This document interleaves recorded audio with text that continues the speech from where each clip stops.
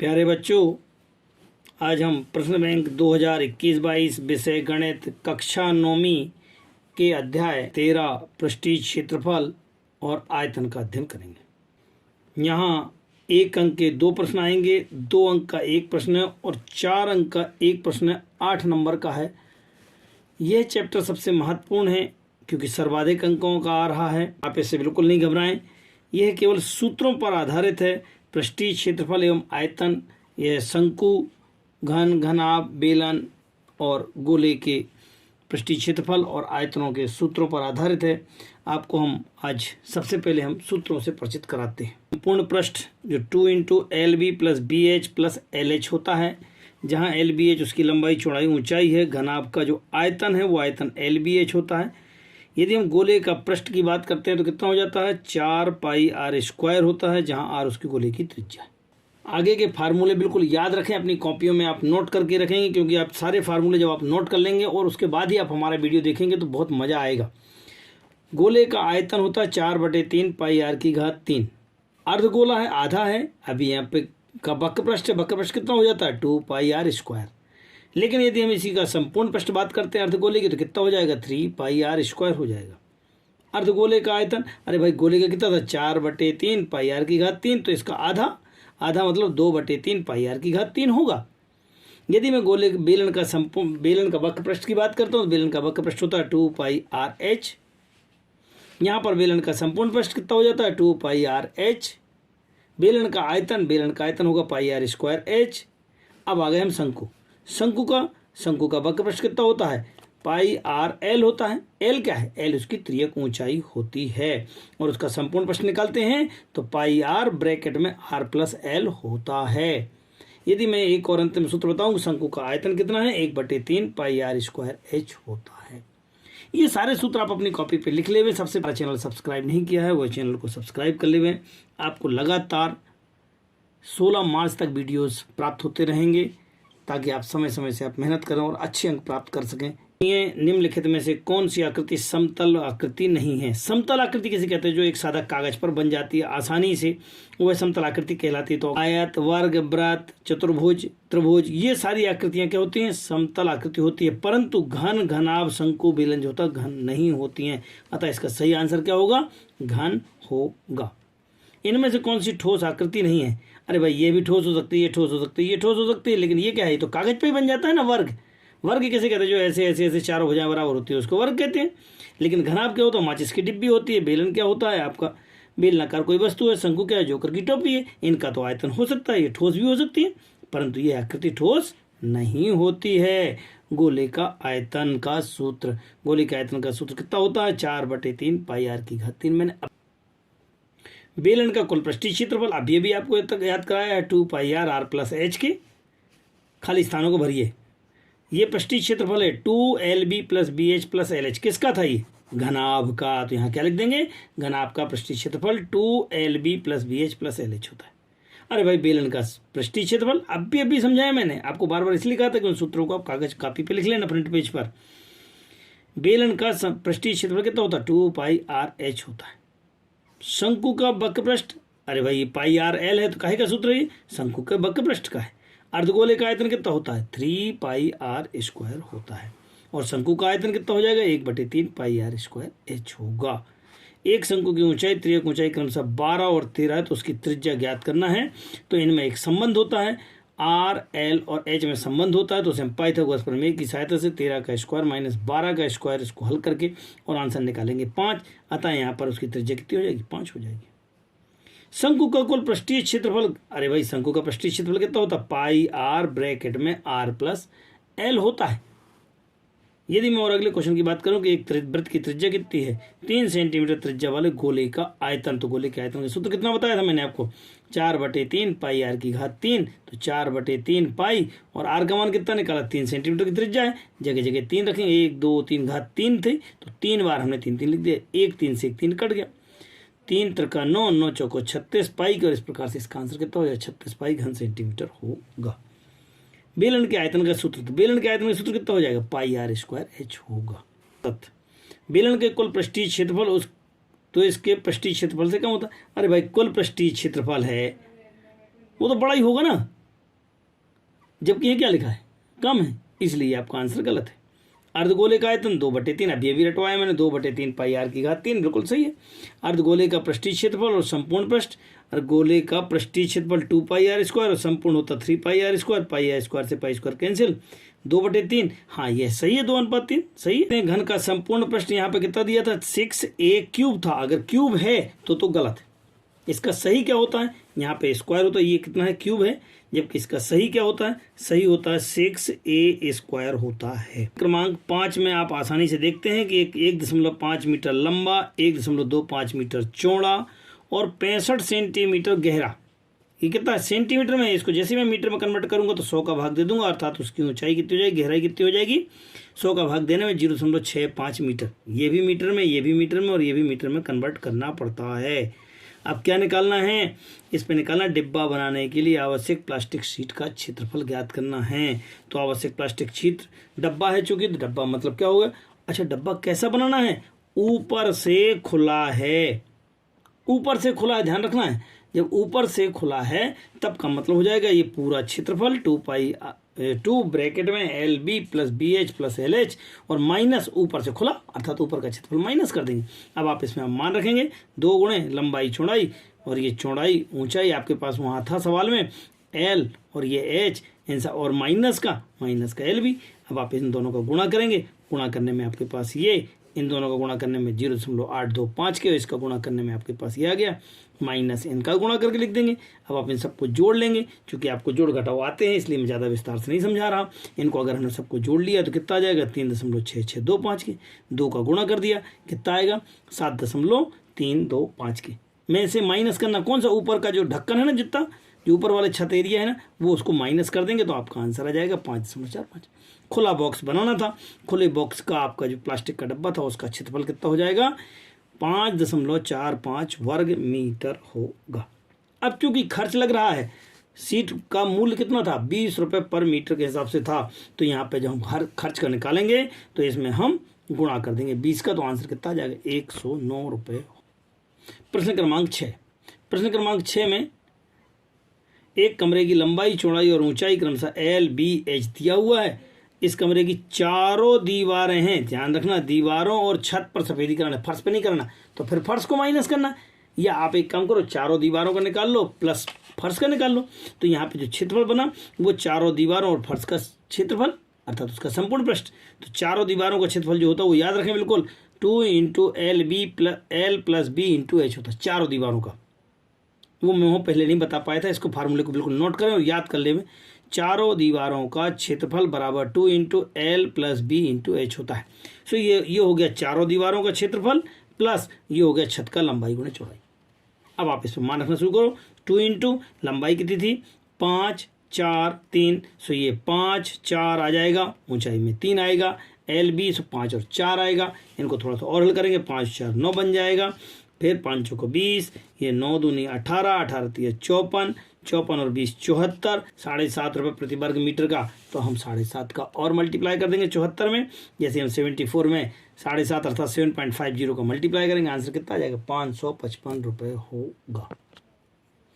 प्रश्न क्रमांक 7, एक आयताकार फर्श की परिमाप 250 मीटर है, आयताकार फर्श की परिमाप 250 मीटर है और 10 रुपये की दर से चारों दीवारों में पेंट कराने पर कुल लागत उसकी 15,000 रुपये है, तो हॉल की ऊंचाई ज्ञात कीजिएगा। अब भाई चारों दीवारों को ही तो पुतवाना था, तो चारों दीवारों का क्षेत्रफल हमने अभी पिछले क्वेश्चन बताया 2 × L + B × H के, परंतु हम जानते हैं कि 2 × L + B क्या कहलाता है, आयत की परिमाप कहलाती है, तो ये तो हो गया परिमाप गुणे ऊंचाई। अब हमारा जो खर्च लगा, खर्च कितना था, 10 रुपये, खर्च में हमने 10 का और गुणा कर दिया, क्योंकि ये तो क्षेत्रफल था, क्षेत्रफल में हमने 10 का गुणा किया 10 रुपये का, तो इतना खर्च आया। इतना खर्च किसके बराबर है, सवाल में लिखा हुआ है कि ये 15,000 के बराबर है। आप इन दोनों नंबरों को नीचे ले जाएंगे, 15,000 बटे 2500 और 10, एक जीरो से एक जीरो काटा, एक जीरो से एक और जीरो काट दिया, इन दोनों जीरो काटने के बाद आपके पास कितना बचेगा, ऊपर बच रहा है 150, नीचे 25, फिर काट दिया 25 से, 5 से काटा 5 25, 5 से काटा तो कितना आ जाएगा, 5 × 15, जीरो का जीरो, एक बार और 5 से काट देते हैं, 5 × 6 = 30, अतः हम कह पाएंगे कि हॉल की ऊंचाई कितनी होगी, 6 मीटर होगी। प्रश्न क्रमांक 8, 14 सेंटीमीटर वाले लंबवृत्तीय बेलन का वक्र पृष्ठ 88 वर्ग सेंटीमीटर है तो बेलन के आधार का व्यास ज्ञात कीजिए। दिया क्या गया है? वक्र पृष्ठ का क्षेत्रफल। तो वक्र पृष्ठ का क्षेत्रफल बेलन का हमको याद है 2πr/h। अच्छा, बेलन का वक्र पृष्ठ किसे कहते हैं? ये जो बेलनाकार आकृति होती है इसके चारों तरफ अगर हमें पुताई करना, ऊपर नीचे छोड़ दिया है, तो जब चारों तरफ इसकी पुताई करना है, चारों तरफ कोई कवर लगाना है तो उसे कहते हैं वक्र पृष्ठ। और अगर ऊपर और नीचे भी जोड़ देंगे, ऊपर के वृत्तों को भी जोड़ दें तो वह कहलाता है संपूर्ण पृष्ठ। चूंकि हमें पूछा गया है कि वक्र पृष्ठ, तो वक्र पृष्ठ का सूत्र होता है 2πr/h और सवाल में कितना दिया है? ये 88 है, अतः इसके बराबर में 88 लिख देंगे। 2 पाई का मान 22/7 होता है नॉर्मली, आर का मान पता नहीं है, एच का मान मालूम है कितना है, 14 है, यहाँ पे 14 रख देंगे बराबर 88 के। आर का मान चूंकि ज्ञात करना था, नंबर नीचे जाएंगे, 88 तो था ही, नीचे वाले नंबर ऊपर अर्थात 7 ऊपर चला गया। अब आपके पास 2, 22, 14 ऊपर है, कहाँ जाएंगे? नीचे। सो 2, 22, 14 नीचे आ जाएंगे। अब आप काटना शुरू करें, यहाँ से 22 से काट दिया, 22 से कम 22, 22 चौक 88 के। अब आप इसको 2 से काटेंगे तो यहाँ 2 आ जाएगा, फिर 2 से इसको काटेंगे तो यहाँ 7 आ जाएगा, और 7 से इसको काटेंगे तो 7 का एकम 7 अर्थात वहाँ पे कितना हो जाएगा? 1 सेंटीमीटर होगा। अब सवाल में क्या कहा गया था? व्यास ज्ञात कीजिएगा। व्यास किसे कहते हैं? त्रिज्या के दुगने को व्यास कहते हैं, बिल्कुल याद रखें। तो त्रिज्या के दुगने को व्यास कहते हैं, अर्थात एक आंसर कितना हो जाएगा? 2 सेंटीमीटर होगा। क्रमांक 9, धातु की एक चादर 1 मीटर ऊंचाई और 140 सेंटीमीटर व्यास की आधार वाली एक बंद बेलनाकार टंकी, बेलनाकार टंकी ध्यान रखना, ये बेलनाकार टंकी मैंने बना दी है आपकी। इसकी ऊंचाई कितनी है? 1 मीटर, मैंने यहाँ लिख दिया है। 140 सेंटीमीटर आधार के व्यास वाली, तो व्यास कितना? 140 सेंटीमीटर है। त्रिज्या कितनी हो जाएगी? उसका आधा अर्थात 70 सेंटीमीटर। सवाल चूंकि मीटर में दिया हुआ है, अतः हम त्रिज्या भी मीटर में निकालेंगे, तो हम इसमें किसका भाग देंगे? 100 का भाग दे देंगे, तो कितना आ जाएगा? ये 1 0 से 1 0 कैंसिल, 7/10, 7 में 10 का भाग देंगे तो 0.7 मीटर होगा। जब हमको त्रिज्या मिल गई है, ऊंचाई मिल गई है, तो क्या निकालना था? अब आपको इसको टंकी को बनाना है। टंकी कैसी है? बंद। बंद मतलब क्या हो गया? वक्र पृष्ठ सम न हो करके ये कैसा होगा? संपूर्ण पृष्ठ होगा, क्योंकि ऊपर नीचे सब बंद करना है, तो संपूर्ण पृष्ठ कहलाएगा। संपूर्ण पृष्ठ का सूत्र क्या होता है? 2πr/r+h के। तो ये हो जाएगा 2 पाई का मान 22/7, सदैव याद रखना है। आर का मान 0.7 और फिर आर और एच, तो आर और ये एच का मान 1। यहाँ का दशमलव हटाएंगे, नीचे कितना आ जाएगा? 10, 7 से 7 कैंसिल हो जाएगा, 22 दूनी 44 में 10 का भाग दे दिया, 4.4, इन दोनों को जोड़ दिया, कितना आ जाएगा? 1.7, इन दोनों का गुणा किया, कितना आ जाएगा? 7.48 वर्ग मीटर होगा। अतः हम कह पाएंगे कि वह इस चादर कितने वर्ग मीटर की आवश्यकता होगी? 7.48 वर्ग मीटर चादर की आवश्यकता हो। प्रश्न क्रमांक 10, प्रश्न क्रमांक 10 में क्या लिखा है? शंकु का कुल पृष्ठीय क्षेत्रफल ज्ञात कीजिए जिसकी की तिर्यक ऊंचाई 21 है। अब शंकु किसे कहते हैं? ये चित्र के माध्यम से जोकर की जो टोपी जैसा होता है उसे हम शंकु कहते हैं। इसकी तिर्यक ऊंचाई, ये जो तिरछी ऊंचाई होती है इसे हम तिर्यक ऊंचाई कहते हैं। ये उसकी ऊंचाई कहलाती है और ये त्रिज्या कहलाती है। बिल्कुल चित्र में समझ ले में, यहाँ आधार का व्यास 24 है, ये पूरा 24 होता है, ये बचेगा कितना? आधा, क्योंकि त्रिज्या कितनी होती है? आधी होती है। तो व्यास 24 था, त्रिज्या कितनी हो जाएगी? आधी हो जाएगी, अर्थात 12 सेंटीमीटर, 12 मीटर होगी। तिर्यक ऊंचाई आपको दी गई है 21 की। निकालना क्या था? शंकु का कुल पृष्ठीय क्षेत्रफल। कुल पृष्ठीय क्षेत्रफल कितना हो जाता है? 2πr/r+l के। अब वास्तव में चित्र में क्या होता है? ये ऊपर जितना बना हुआ जोकर की टोपी जैसा कवर जो बना है वो, प्लस नीचे का भी पूरा का पूरा बनाना है हमको, तब पूरा का पूरा बनाना है, तो कहलाता है कुल पृष्ठीय क्षेत्रफल। तो πr ब्रैकेट में r+l होगा। मान रखना शुरू करते हैं। पाई का मान रख दिया, आर का मान रख दिया, आर का मान इसे 12 लाए थे, फिर आर का मान रख दिया, एल का मान रख दिया, एल का मान कितना था? 21 और 12 के, इन दोनों को जोड़ दिया, 23 आ जाएगा। ये 12 जो कहते हो, इन सबको हमने गुणा भाग किया और 7 का भाग दे दिया। आपका आंसर आ गया 12.457 मीटर स्क्वायर हो। प्रश्न क्रमांक 11, एक शंकु के आधार का व्यास। अब ये व्यास, ये पूरा बड़ा है, इसका व्यास कितना दिया हो? 10.5। ये व्यास 10.5 था, त्रिज्या कितनी हो जाती है? आधी, मैंने आपको पहले ही बता दिया है। इसका दशमलव हटाया, नीचे कितना आ गया? 1 0 बढ़ गया, 120। अब 5 से काटेंगे तो 5 से इसको काटेंगे तो 5 दूनी 10, 5 एकम 5, 5 चौको 20 अर्थात 21/4 के। इसकी तिर्यक ऊंचाई आपको दी गई 10 सेंटीमीटर के, 10 सेंटीमीटर आपको तिर्यक ऊंचाई दी है। अब आप यहाँ पर क्या निकालना है? वक्र पृष्ठ का क्षेत्रफल कैसा था, शंकु। शंकु के वक्र पृष्ठ का क्षेत्रफल कितना हो जाता है, पाई आर एल।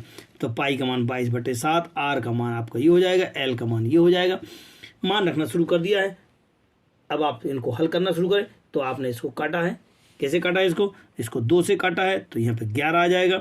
फिर आपने इसको और 2 से काटा तो यहाँ 5 आ जाएगा।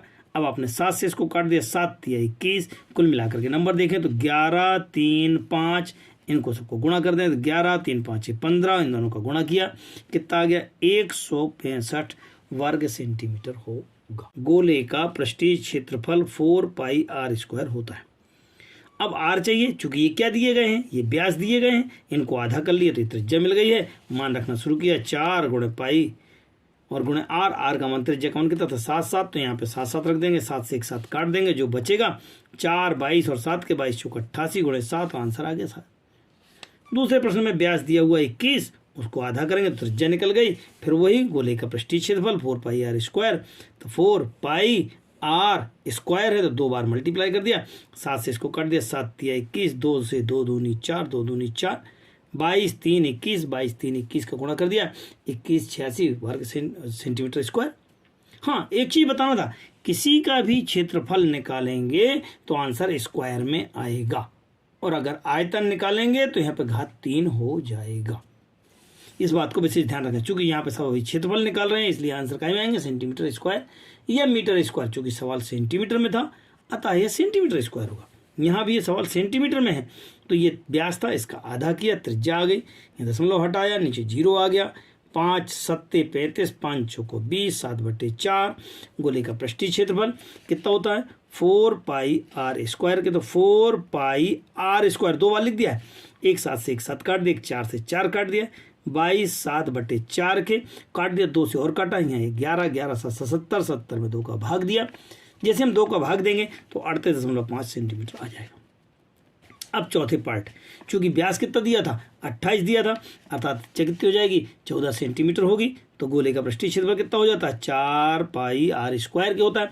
4 पाई का मान 22/7, आर का मान कितना निकाला अभी 14, तो हम 14 2 बार लिख देंगे, घात 2 था, 7 से इसको काट दिया, 7 दूनी 14। अब जो नंबर बचे हैं 4 22 14 2, 4 22 14 2 दोनों लिख करके इन सबका गुणा कर देंगे, आंसर काय में आएगा आपका 2464 वर्ग सेंटीमीटर होगा।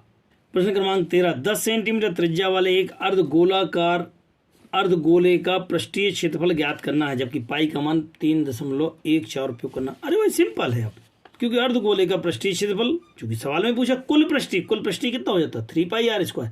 अकेला वक्र पृष्ठ पूछे तो 2πr²। मैं बार बार बोलूंगा, इन सूत्रों को याद रखें।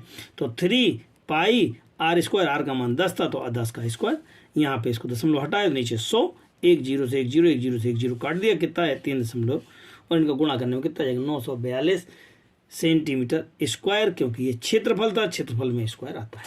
नेक्स्ट, पृष्ठीय क्षेत्रफल है 154 सेंटीमीटर वर्ग के, तो गोले की त्रिज्या, अरे भाई गोले का पृष्ठीय क्षेत्रफल कितना हो जाता है, 4πr², और सवाल में कितना दिया 154, दोनों को बराबर लिख देंगे, 4 पाई का मान, आर का मान, स्क्वायर के ये नीचे वाले नंबर ऊपर चले गए तो 154, 7 ऊपर गया, और ये 4 और 22 नीचे आ गए। काटना शुरू करो, 11 दूनी 22, 11 एकम 11, बची यहाँ पे 4, 11 चौक 44, फिर 2 से काटा इसको, कितना आएगा यहाँ पे 7 दूनी 14, ऊपर देखें आप 7 7 बचा है, नीचे 4 बचा हुआ है, 4 को अपन लिख सकते हैं 2 दूनी 4, अर्थात 7/2, 7/2 2 बार, तो 7/2 की घात 2, तो ये स्क्वायर से ये स्क्वायर कैंसिल, तो आर बराबर कितना आ गया 7/2, अतः गोले की त्रिज्या कितनी हो जाएगी 7/2 होगी। प्रश्न क्रमांक 15, माचिस की एक डिब्बी की माप दी हुई है 2.5 सेंटीमीटर और 1.5 सेंटीमीटर, ऐसी कितनी बनाना है, ऐसी 12 डिब्बियों के एक पैकेट का आयतन ज्ञात करना है। ये मैंने यहाँ घनाभ की आकृति बनाने का प्रयास किया माचिस की डिब्बी को, इसमें लंबाई चौड़ाई ऊंचाई होती है, और आयतन का सूत्र मैं आपको बता चुका हूँ घनाभ का, LBH, अर्थात LBH, ये तीनों लिखेंगे, तीनों का गुणा करेंगे, इसका दशमलव हटाए नीचे 10, इसका दशमलव हटाए नीचे 10। अब आप काटना शुरू करो, 5 से तो 5 हम 25, 5 से काटा इसको भी तो 5 दूनी 10, फिर इस 5 से इसको काट दिया, 5 दूनी 10, ये वाले 2 से एक इसको काट दिया और एक 2 से इसको काट दिया, कुल मिला कितना आ गया 15, और ये आयतन था इसलिए यहाँ पे घात 3 हो जाएगी। बार बार बोल रहा हूँ, परंतु ऐसी 12 डिब्बियों, ये एक डिब्बी का था, ऐसी 12 डिब्बियों को निकालना, तो 12 का गुणा कर देंगे और आंसर कितना हो जाएगा, 180 घन सेंटीमीटर होगा। मुझे पूरी उम्मीद है आपको बहुत अच्छा समझ में आया होगा। आप लोग मेहनत करें, ऐसी मेरी उम्मीद है, और अच्छे अंक प्राप्त करें। अभी भी जिन्होंने हमारा चैनल सब्सक्राइब नहीं किया है, ज़रूर सब्सक्राइब कर लेवें। ज़्यादा से ज़्यादा 9th के छात्रों को, अपने साथियों को भेजने का प्रयास करें, ताकि वह इसका उपयोग कर अच्छे से अच्छे अंक प्राप्त कर सकें। सहयोग के लिए धन्यवाद।